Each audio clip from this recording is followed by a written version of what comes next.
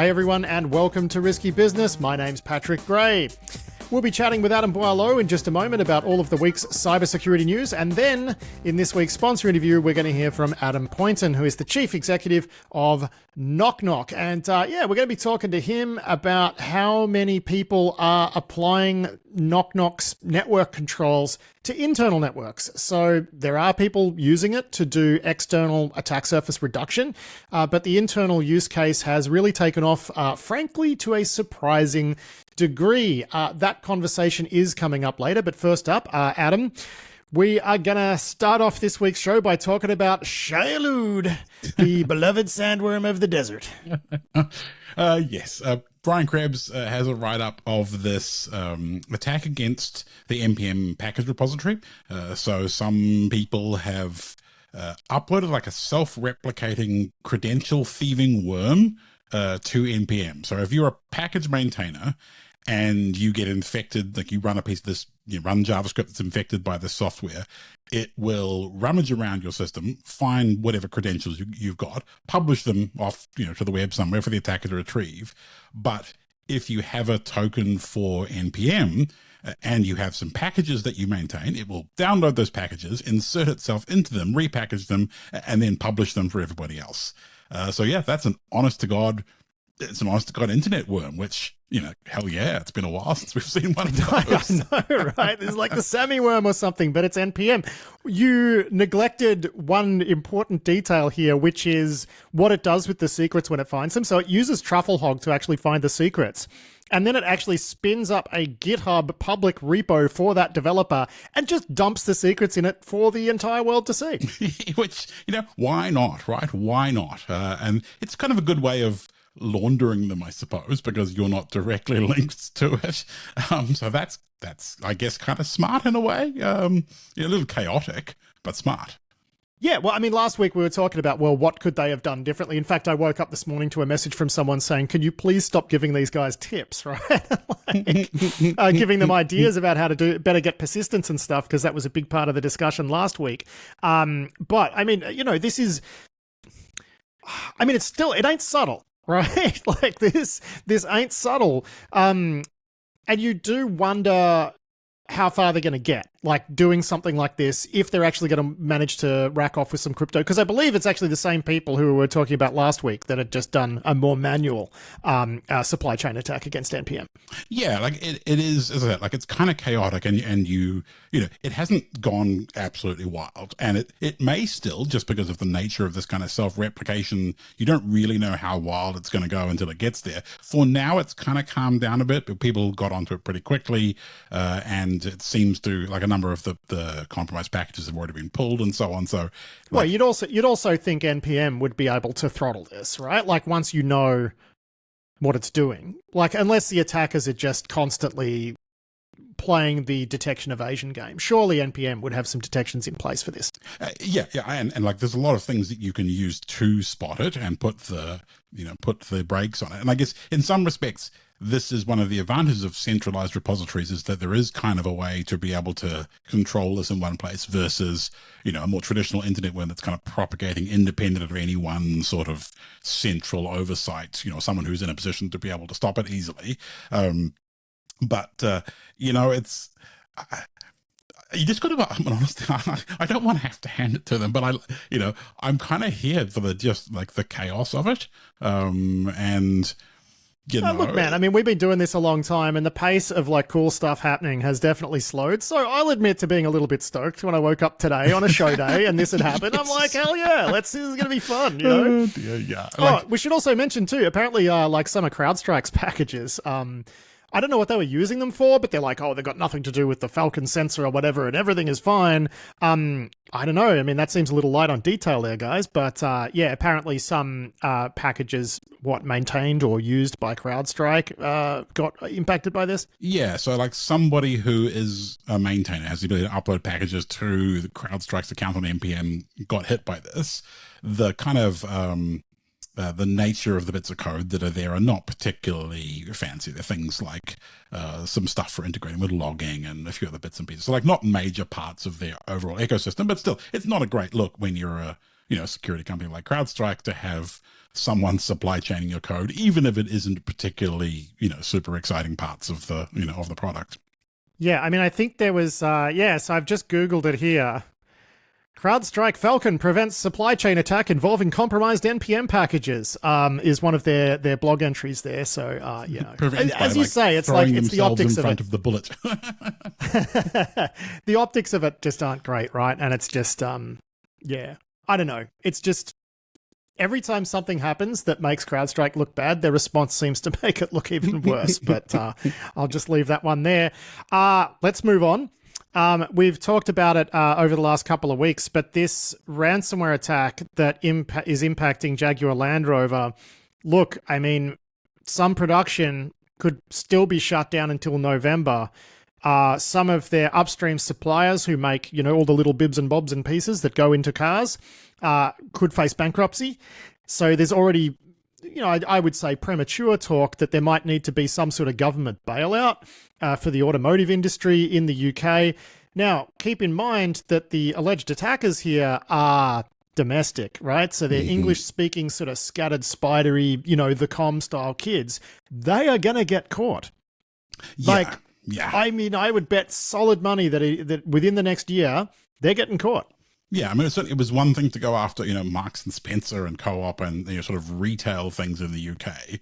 But I mean, Jaguar Land Rover is a particularly large part of the British export economy, and I don't see British authorities, being relaxed or gentle about this. Like, they are not going to, they're not going to let this one go. It's not just kids having fun, right? So, I mean, you certainly got that sort of sense from that, the British part of the comm that there was a sort of a bit of escalation where they were just going bigger and bigger because they could. And, I think they may be reaching the find out phase at some point soon.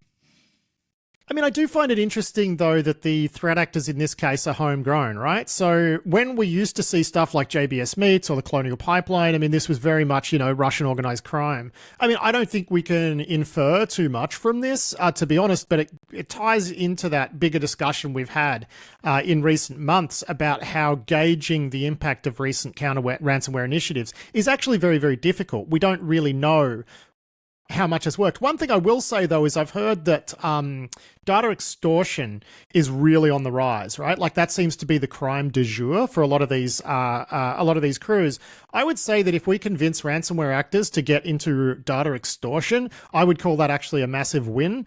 Because even though this is a crime type that's making them lots of money, it's way less disruptive than something like ransomware. It's not going to stop a car maker from being able to make cars, for example. You know what I mean? Yeah, it is. It's kind of, the impact is still bad, but it's kind of more gentle, right? Because everyone who's got your data has been stolen, kind of privacy notification from some company, once you've lost it once or twice, the third or fourth time stop kind of mattering so much, and that is, even though it's not great, it's still better than, your meat supply chain shutting down or your car factory's not working, right? So the availability impact does hurt more than the confidentiality part.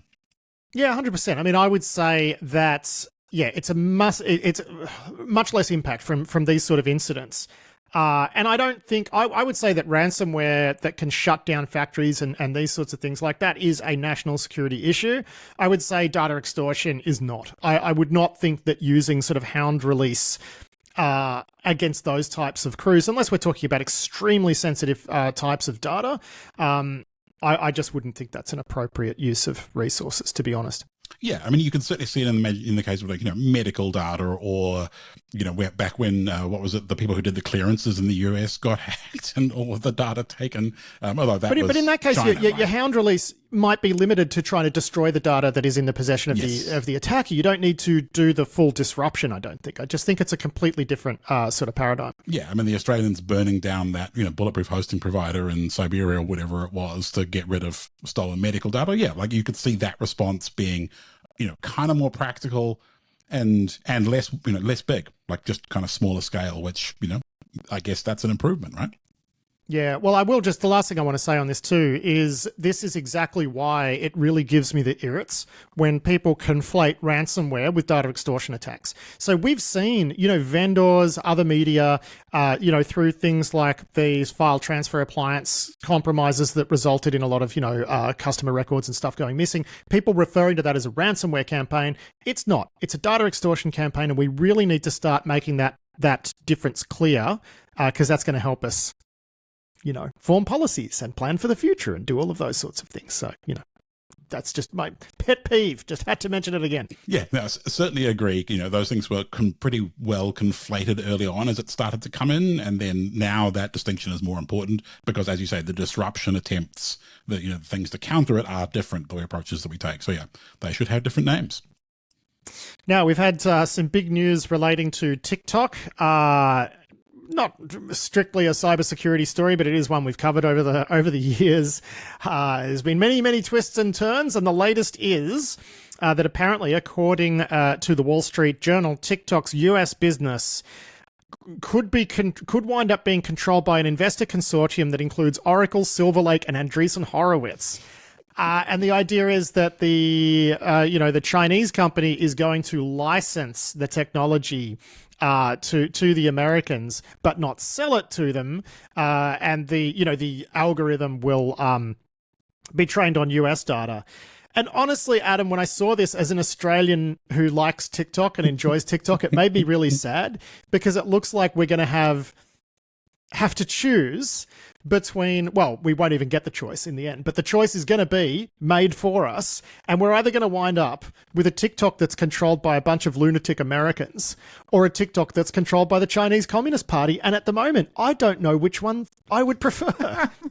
I actually don't. Do I want to be scrolling the Muskification of TikTok? Would be awful.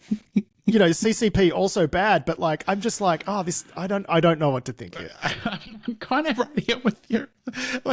Some of the bits of the story suggest that maybe TikTok may fork into a separate app in the US, and maybe in the provinces like you and I in Australia and New Zealand, maybe we will have the option of real authentic OG TikTok. Or yeah, can we keep the Chinese crazy one, please? MAGA TikTok?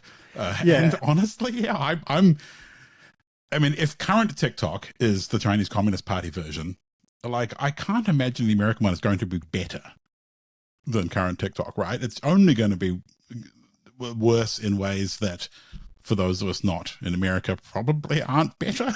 I mean, when Conehead and friends take it over, it ain't going to get better. It just ain't. And the interesting thing is here, there's a bit of a question as to whether or not this deal, which people are describing as the ultimate taco deal, the Trump always chickens out thing, because this is not a forced sale, right? And it's very unclear at the moment whether or not this is even legal.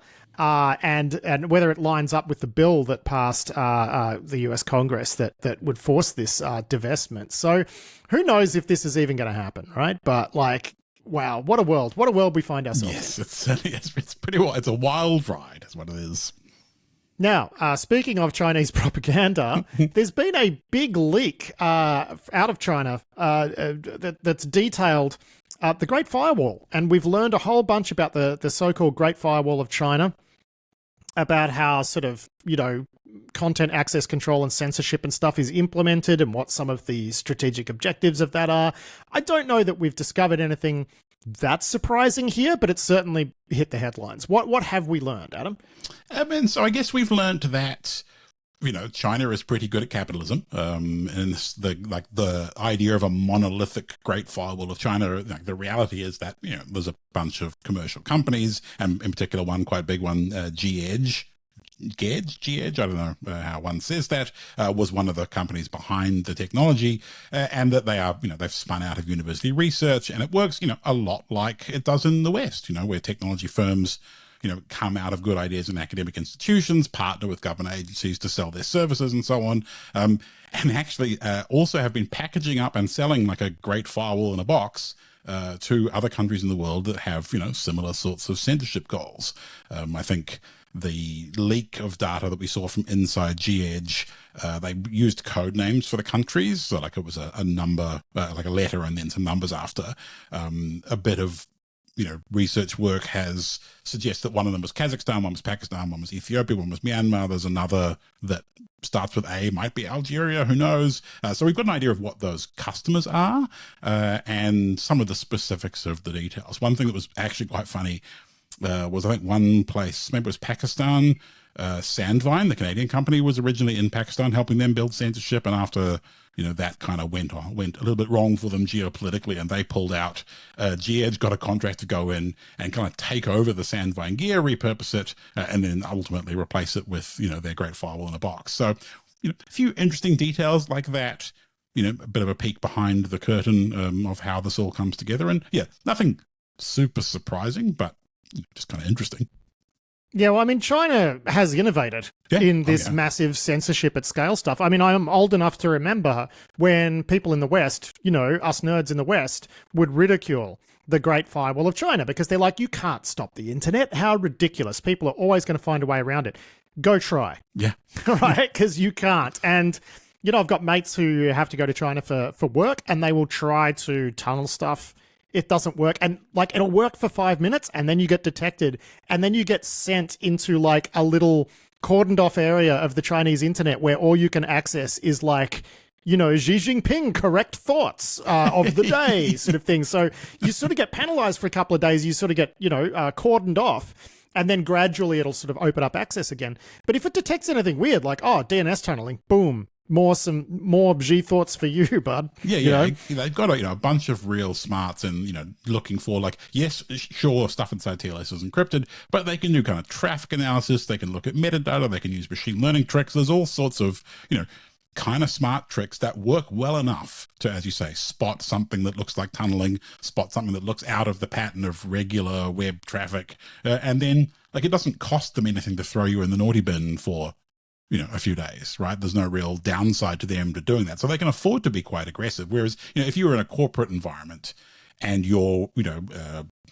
outbound proxy was really aggressive at blocking people, you get a bunch of pushback from your users, management would get angry, you have to tune it to be less aggressive. But when you're the Chinese Communist Party, you don't really have that kind of degree of feedback. So, they have a slightly easier problem than perhaps it looks sometimes. Well, and everything gets done on WeChat anyway, right? So between WeChat and all of the mini apps and everything, and that's all sort of state controlled or state observable. And that's turned into the inspiration for stuff like the Max Messenger app in Russia, right? So China, it seems, has really perfected this sort of control, digital control at scale, information control, access control, messaging environment control, and everything. And, other countries have learned from this. And as you point out, this is turning into an export industry for them. So other wonderful governments can decide that they just want a piece of this and write them a check and away they go. I mean, it's depressing, isn't it? It is depressing, but also it's kind of what it's what the world looks like these days, and somebody's innovating, and China is the place where there is demand, and clearly now there is also supply to match it, and opportunities for export follow. So yeah, capitalism. Yeah, well, they're free market communists, yes. I think we call them. Yeah. Now, let's take a look at this Atlantic Council report into the global spyware market. I mean, based on the write-ups that I've seen, the key takeaway here seems to be that more and more US capital is investing in this market, And, I think it's kind of funny that people have dumped a whole bunch of money into the spyware market just as Apple releases the, memory integrity stuff, which is going to make life extremely difficult for exploit developers. But, you and I and Tom Uren were actually having a conversation before we got started, and it's hard to know whether that's going to be bad for the investors or good for the investors, because the rewards for people who can get around that are just going to be astronomical. But, what's the gist of this report here? So this is a report that they have been kind of maintaining for a few years now, and they update it regularly. And this is this year's, 2024, I guess, the data from 2024 updated, and it pulls in some changes in ownership. It pulls in a bunch of details of new operations that have come up. But basically, it's just their work at keeping a holistic view of what the spyware industry looks like, who's buying, who's selling, the people involved. They have quite a nice like pointy clicky diagram thing you can kind of click through and explore the relationships between entities and so on. And in terms of new things in this, I guess there's a few new players in the market. They tracking the money, from sources in investment firms in America into mostly Israeli firms. That's doesn't seem like a new insight, but it's good to have some kind of details of the scale of that. But it's just, overall, it's just really good that someone is keeping tabs on this and producing good quality work that you can then build further research, build other things on top of. Yeah, I mean, if you say it's nothing new, but then you look at the actual chart of the number of investors who are getting involved in this market from the United States, and it looks like someone made a mistake on the graph. It's going to the moon, I mean, I don't know what that tells us about the amount of money or whether there are details in there. Anyway, look, for those who are interested in that market and understanding it, this is some solid work from the Atlantic Council. And of course, we've linked through to it from this week's show notes. Now, let's talk about the Vastaamo case. Of course, Vastaamo was this psychology clinic in Finland that was hacked, and the data was, the patient data was extorted back to them. I mean, there were suicides as a result of this attack. Eventually, what was the guy's handle? I've got his name here, but what was his handle? I think he was. Zekiel, that's right. This Zekiel guy was eventually convicted for doing this and sent off to prison. Looks like he's out, though, at the moment, Adam, halfway through his sentence. Why is that?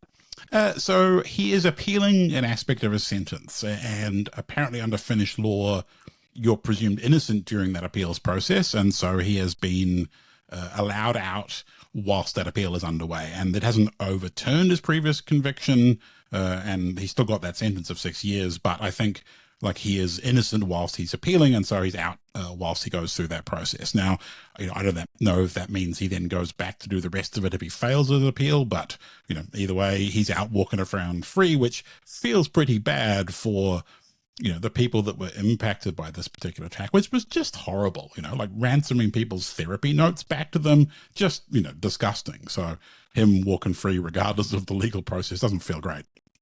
And if anyone wants to read about that Vastaamo case, there is a book by Joe Tidy, who is a listener, and a BBC journo called Control-Alt-Chaos, which is very good. So you can go and look that one up. It's a good book. I haven't finished it yet. Sorry, Joe, but I did crack into it and read a few chapters, and it is typically good stuff from him. But meanwhile, look, relating to the same case, there's been another arrest, actually. Someone, was it an American, has been indicted by the Finnish. Yeah, so this is the Finns, I'm sorry. This is an American guy who was living in Estonia, and I think was involved in the scene, because I think Zekiel Alex Santeri Kivimaki, he was Lizard Squad back in the day, so this is someone else from that kind of orbit.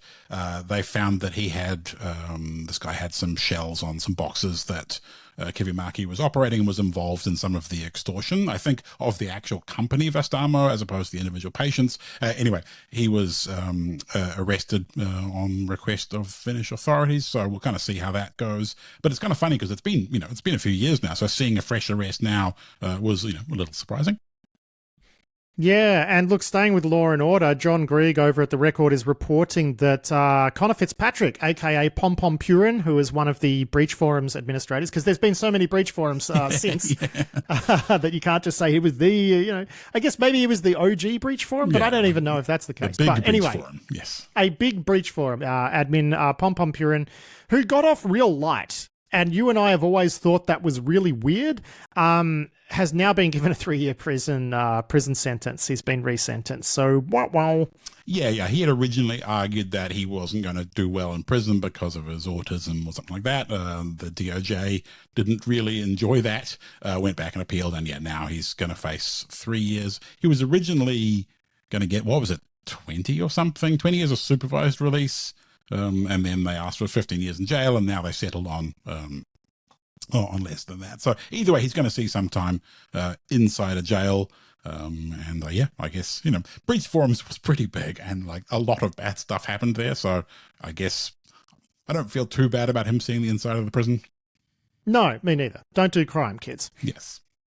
Another one here from John Grieg. Microsoft has disrupted some sort of phishing as a service operation. Is that right, Adam? Yes, they went after Raccoon 0365, which was a phishing as a service platform that was being used to phish their users. They took out a bunch of the domains. I think Cloudflare was also involved in shutting down some of the infrastructure.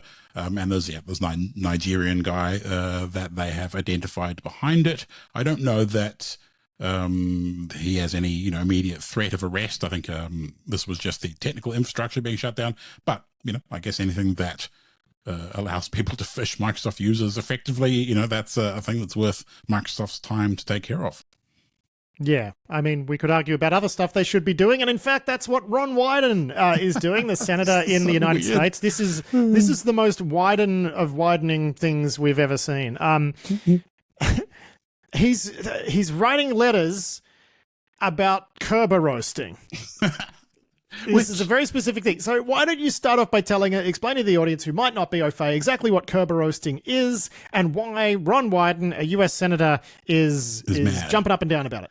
Right. So Kerberos is an authentication mechanism that grew out of, I think, MIT in the 80s. Microsoft adopted it with Windows 2000 for corporate network auth, and it's a core part of on-prem Active Directory.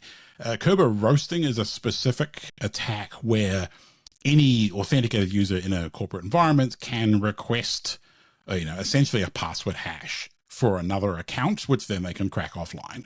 And this is a workhorse technique that people breaking into Windows corporate networks have been using for years because, getting a password hash for a privileged account, cracking it offline with your GPU, and then pivoting into that account, super, super useful. And Wyden's complaint here is that one of the reasons Kerberoasting is viable is that Microsoft uses RC4 crypto, or RC4 as a mechanism in part of this process. It's not actually a hash. You get like a ticket signed with a hash of the part. Net result is you can still crack it offline. It functions like a password hash, but the use of RC4 in it basically meant that you could do this at speeds in the order of, gigahashes per second, which... Well, I mean, RC4 is not known as being the state-of-the-art in encryption, right? Yeah, it's it has been broke forever. Yeah, it's a very old, 1980s stream cipher, so, it's a little long in the tooth. And that kind of combined with the other problems with Microsoft OS ecosystem in Active Directory, it was a pretty sore spot. And there were a few common patterns where...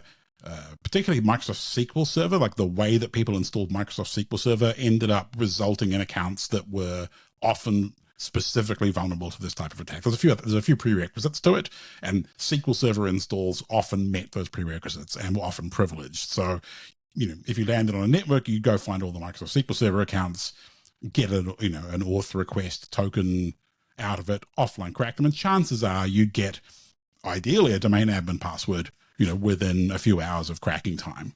And super useful technique. And as to exactly why Wyden is mad about it specifically, well, but apparently his office has been looking into the breach at Ascension, which is a healthcare play. I think there was a ransomware incident there, and Kerberoasting was involved. But it just seems an odd thing to zero in on because, say Kerberoasting wasn't a thing, right? They updated the crypto, broke some backwards compatibility so that, and just did the right thing. Do we think that breach wouldn't have happened?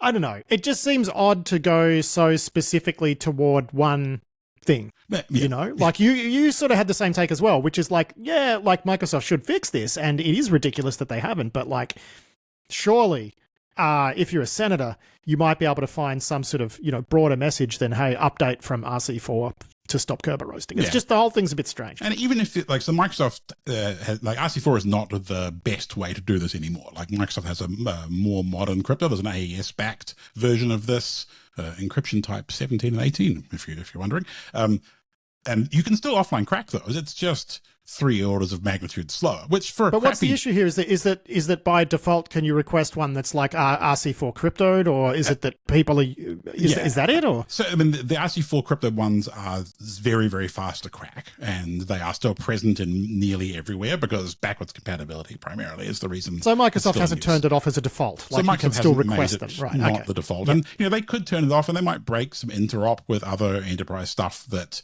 uses it. But really, they should have just turned it off a long long time ago. But, if you ask the like Bloodhound Spectre Ops guys, like, if you don't have Kerberos, how many other paths are there through your Bloodhound graph? They'd be like, oh, like 1,000. So it really is just one little piece. And it used to be that Kerberoasting was like, when I was doing, sort of red teamy kind of stuff, and you'd end up in Windows networks, Kerberoasting was one of the really big kind of, like, it was a big deal at the time.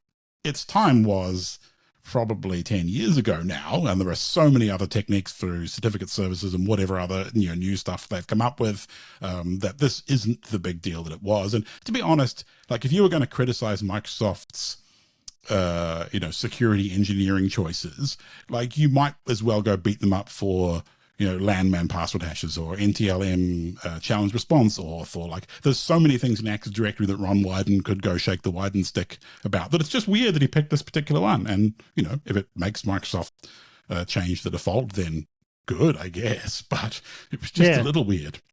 Yeah, so that's the takeaway, isn't it? It's like, good but weird job, dude. Yeah, exactly. You sort of get that feeling that Wyden's office has that sort of, Pepe de Silva board on the wall filled with a million things they can go complain at Microsoft about, and he's just, picked the one of the day to go write a press release about, or write a letter about to the FTC.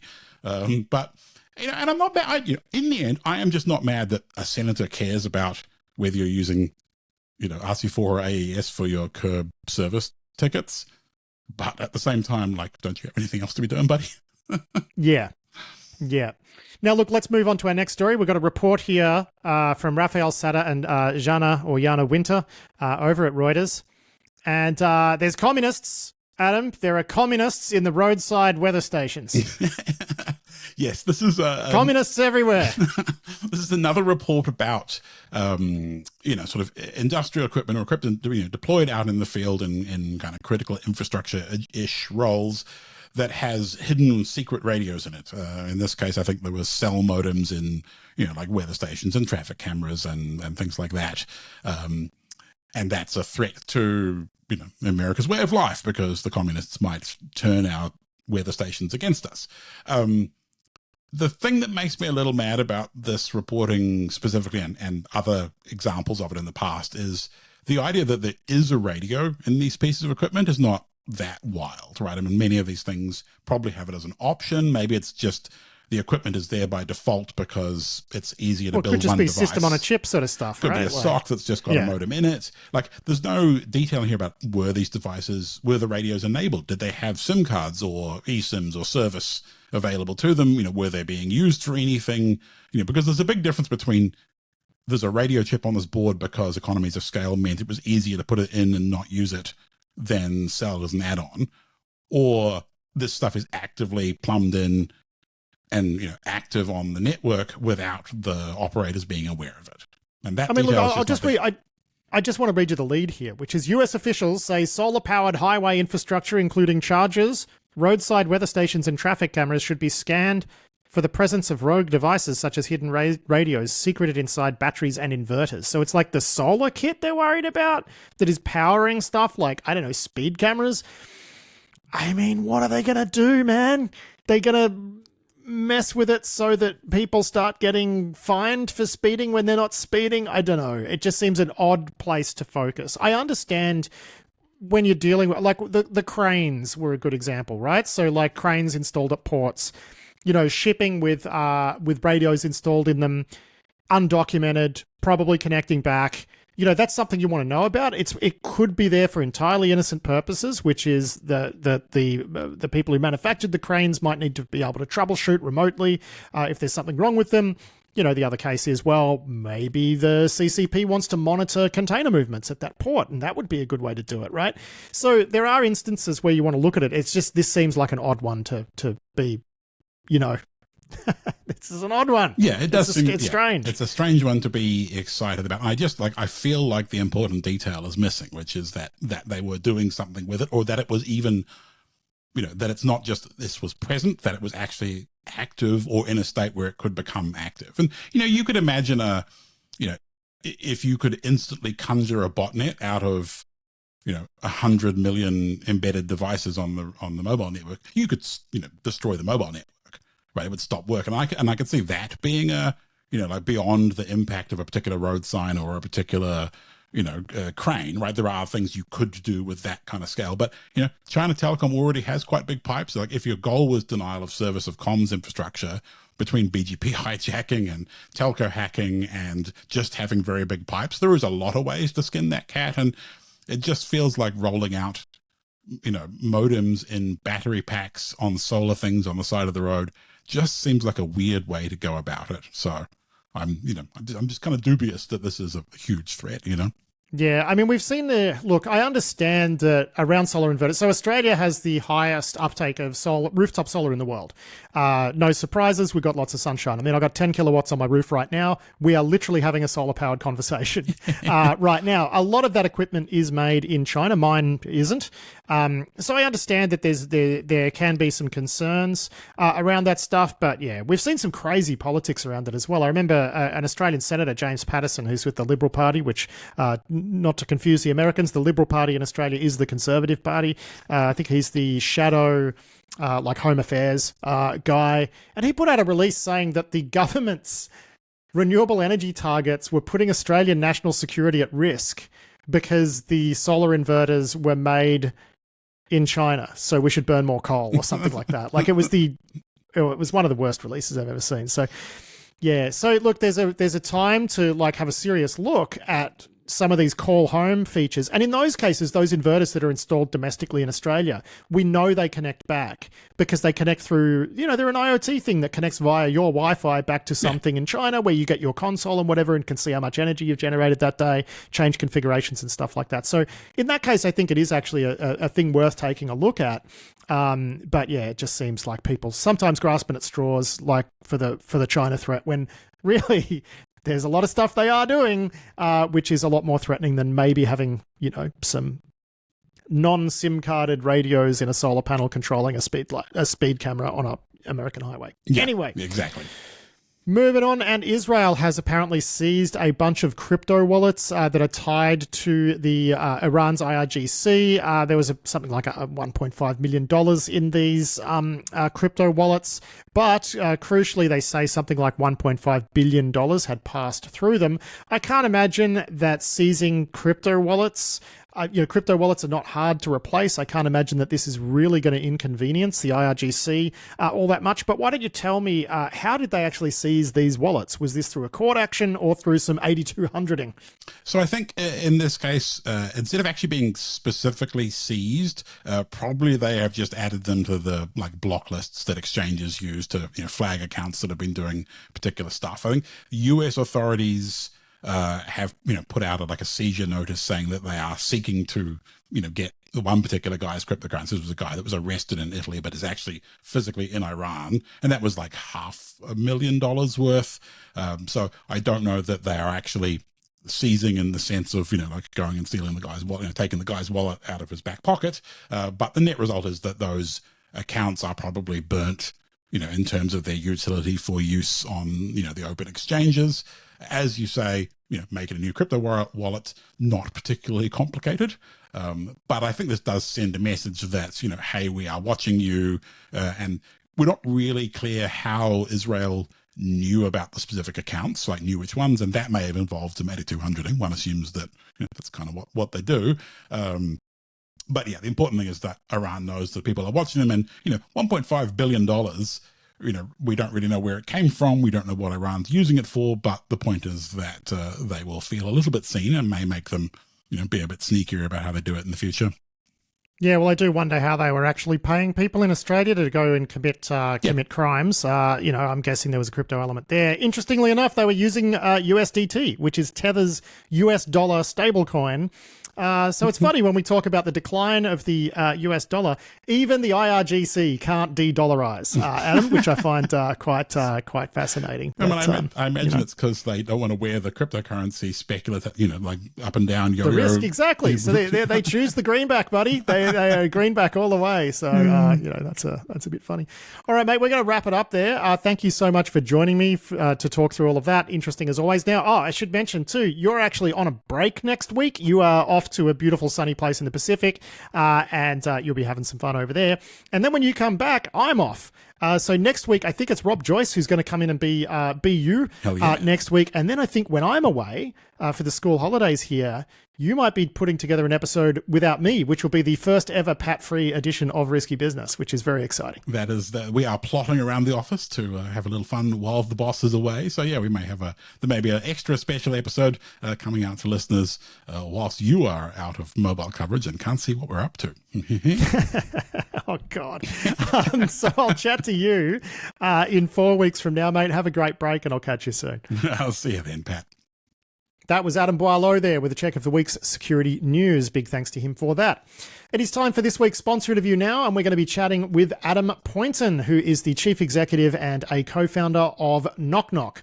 Now, Knocknoc, many of you would know, I'm actually on the board of directors of Knocknoc, and I do hold some shares in the company. It's a company that I'm really, really into. Basically, what it does is it takes identity information or identity status, authentication status, and ties it to other events like network controls, for example. So, you can have a firewalled service on the border of your network that no one can reach, but then when they authenticate through their IDP, they can then just hit a little button on a web app which opens up a port to that service. So we use it at Risky Biz HQ to manage the applications in the cloud that we access. But what's been really crazy is the extent to which this has taken off as a control for internal networks. Because internal networks are just so messy these days, particularly at big organizations. And quite often people have just got really risky assets sitting there on flat networks that maybe the entire workforce doesn't even need to be able to access. And they just want to be able to seal these things off quickly and easily. And that's becoming a huge use case. So I'll drop you in here where Adam explains that like one customer who came to them recently, they just needed to get some controls on some KVM over IP switches pronto, and they chose Knocknoc to do that, which just, really solved the problem for them in half a day. So here's Adam Poynton talking about that and also further internal use cases for Knocknoc. Enjoy. KVM over IP devices are they're embedded. There's a lot of unknowns in them. They run some sort of Linuxy thing, and they're straight into your keyboard. So it's a real problem if they're exposed. And they kind of brought in to solve a problem about access, right? You need to use these things to get access, and then you can't necessarily control them because you need that access. So what do you do? And that's where people have come to us saying, can you solve this problem? Yes, we're looking at our edge. Yes, we're looking at how we carve up internally, but actually we've got these things we want to introduce, but we don't want to just put them on the network and hope for the best. Can you help us with that? All right, so that's the KVM over IP use case thing. Pretty easy to restrict, pretty straightforward pitch. I did also want to talk to you today about the biggest customer actually that you have, and their use case is really interesting, right? Because they have essentially a global flat network where users in a risky region are sort of required to have to access global resources on that network.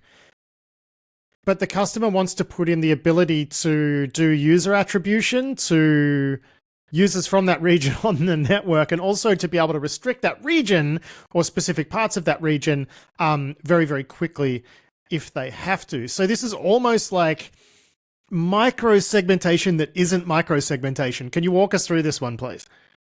Yeah, it's sort of common in a way where organizations have firewalls, internal firewalls all over the place, but they're allow or deny.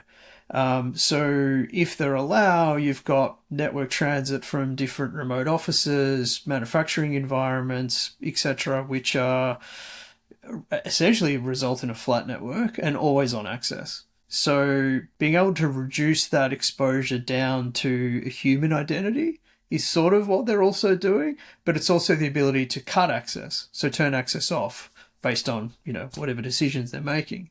So organizations have these internal controls and firewalls, but they're open.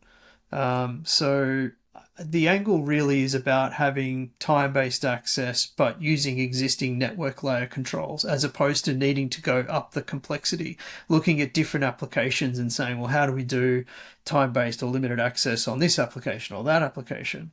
Rolling in Knocknoc allows them to just do it at the network layer, which makes it simpler and more, yes or no, as opposed to, well, there's identity here, and how do we restrict that up the application stack? They just cut it off at the network. network, which then, which you're sort of alluding to, allows them to control broader things like that office is offline as of right now, turn it off, depending on whatever their, response and needs are. Yeah, well, I mean, you could start to set like pretty fine-grained access policies, right, that apply immediately to network resources, which is nice. I mean, I can't think of another real way to do that. Well, you end up doing it at the identity level. So this user has but that's what I'm to... saying. Like at the network level, you can't, right? No, that's right. That's right. And the identity layer is a great way to do it because you got attribution at the individual identity. But if someone's on the network and they're unauthenticated, that doesn't slow them down because they're on the network. I mean, I think that's the point, right? Like if you're going after some pre-auth RCE on a flat network, you don't need to be an authenticated user. No, that's right. And that's a lot of the aha moments that customers have are, why do we have always on network access? What? These systems, the IP KVM, the servers, whatever those, why are they always accessible all of the time? To everyone. Management, to everybody. Like pre-auth, yeah. Yeah, well, look, they may not be accessible to everybody. Like the admins have access to the lights out management network. The manufacturing team have access to the machines that go bing over here. But they have that access all of the time, 24 hours a day, 7 days a week. That's not necessarily required. And then it's harder to then go and say, we need to carve this section out or these users out. It's retrospectively going and tying it down. And that's the aha moment that a lot of people or customers have is, why am I allowing access all of the time? It just seems crazy. Yeah. Now, to be clear, Knocknoc, in most instances, you don't need to install a new box or anything like that. It's very much about just instrumenting what you already have, right? So plumbing your identity provider, sort of authenticated state information through to network controls. So that's really how that works. But in the case that people do need some hardware in there to control things, like you just roll in with a proxy, right? Yeah, that's right. So people have, like, we orchestrate firewalls, control layers, if they have them, if they're there. But in some environments recently where they've got a flat network or a section of their environment that's flat, they want to add another layer of control in there. So there's not always a firewall we can orchestrate. And they don't necessarily want to put another bastion, jump box or VPN box with two sides on it in this case. So we're actually working to drop in a reverse proxy that can either do TCP or HTTP layer 7 filtering, and we just drop it in, Knocknoc orchestrates it, and it gets them kind of protecting those assets really quickly. Because that's the other philosophy we have is don't have a big project. Because you're talking to a firewall, because you're talking to an existing control system, it's not a re-architecture. It's not a installation of every single machine. It's sort of drop in, solve the problem quickly, remove that attack surface at speed. So I've mentioned the KVM over IP case. I've mentioned the geographic restriction case. What's another one that you would want to think to name right now? Because again, as I keep saying, originally the idea was, man, you're going to be able to cut your external attack surface so efficiently with this. And there are people doing that, but the big ticket deals are all people doing this. And funnily enough, it's like people for whom trying to do a full-scale micro-segmentation project is just a non-starter. The environments are just too big. Forget it. But if they can carve out initial, it's almost like asset-specific micro-segmentation. So you're just micro-segmenting each asset instead of the entire network. But what's another example that you could think of off the top of your head of another use case? Yeah, recent one's outbound access or the kind of east-west access. So to start with the outbound access, we've got customers that have air-gapped networks, traditionally air-gapped networks. They may not have been updated in a while because they're not getting patches. They don't want to sneak in their updates, run around with the USB key with the patches on them. They need those machines or those test environments or those experiment or air-gap networks to get outbound network access for an hour while the admin logs in, syncs updates, pulls them down, applies them, blah, blah, blah, and then access is revoked. Egress, right? It's all about egress. It's funny, right? Because I know the customer you're talking about there, and that's when they have to build testing environments that are temporary and are relatively static and have to be disconnected. I mean, so we're not talking about, in this case, classified air-gap networks which cannot be connected to the internet. We're talking about Yeah, like in this case, it's a test network that's important and testing important stuff and has to be static, has to be air-gapped, but also would be nice if it got updated every now and then. Yeah, correct. And similarly, they don't want the machines just automatically updating either, because it changes their test bed, which can skew results. So it's about having a static environment until you intentionally want those systems to have access, egress access to download updates, etc. So it's about creating a static environment, and Knocknoc's being used to an admin will log in and say, I now want this segment, this network environment to go out to the internet, or to go east-west and go across to these other systems and pull updates. And that actually ties into a new feature we built to support those customers. So traditionally, Knocknoc has been all about the person and their IP address. So when they log in, their IP address goes places and allows direct trust from them into the systems. And this new feature that we've built in response to this is they can pre-configure a network. So a user will log in and then say, open up this network to this network, which is all pre-configured. They're not typing in random stuff to allow those machines to go out, get updates, do whatever maintenance they need to do, again, without changing that static test environment or whatever it is. It's really about putting them in control of network flows without an admin needing to go and make a change. It's pre-configured. They're just pressing the button saying allow it. An hour later, it blocks it again. Why don't you just rattle off a few new updates, like a few new things that you've added to the product recently? Yeah, one of them's that network feature I mentioned, where it's not all about the user's IP address, but about pre-configured or predefined networks. We've added a lot of support for new firewalls, Cisco, Sophos, other devices that customers have come to us around. We had a really in-depth security review, which is fantastic. So we had an external party, and internally we sort of paired with them, went really deep on that. And we're just sort of adding. Give them a shout out. Shout out to Matt and Eltham who did that work, because they did a great job. Yeah, they did a great job. We sort of went around the world to look at who would really give us the most in-depth review, and Eltham came out. So they've done a great job. So fixes in for that. We sort of hardened a few things as well, like the agent can do things by default, and we're like, well, not everybody's going to do that. Let's turn that functionality off, and that kind of flows into our threat modeling as well. We've spent a lot of time thinking about our threat model. It's evolved a little bit in the last 6 months, but it's sort of been thought through prior to that. And I'll say it here, Patrick, we're thinking of actually publishing it. I think it's the healthy right thing to do. We're comfortable with our threat model. Everything can always be better, but we actually want to share it and publish it because we think our customers will appreciate it. And I'd love to see other vendors doing that as well. There's the SBOM and there's sharing what's inside, but actually sharing a threat model and saying, here's how we think about it. Here where we think the risks and threats are. Here's how we respond and handle those. So, put it in your environment. We recommend these things, but at least we've done the thinking and shared it so you can understand what introducing another new technology to your environment actually means to your own threat model and risk profile. Well, as soon as you release it, we can talk about it here on the show, but that's all we got time for today. Adam Poynton, thank you so much for joining us to talk about all things Knocknoc. Thanks, Patrick. Great to be here. That was Adam Poynton there from Knocknoc, which is Knoc. And Knocknoc is terrific. I love it. Go get yourself some Knocknoc. But that is it for this week's show. I do hope you enjoyed it. I'll be back soon with some more security news and analysis. But until then, I've been Patrick Gray. Thanks for listening.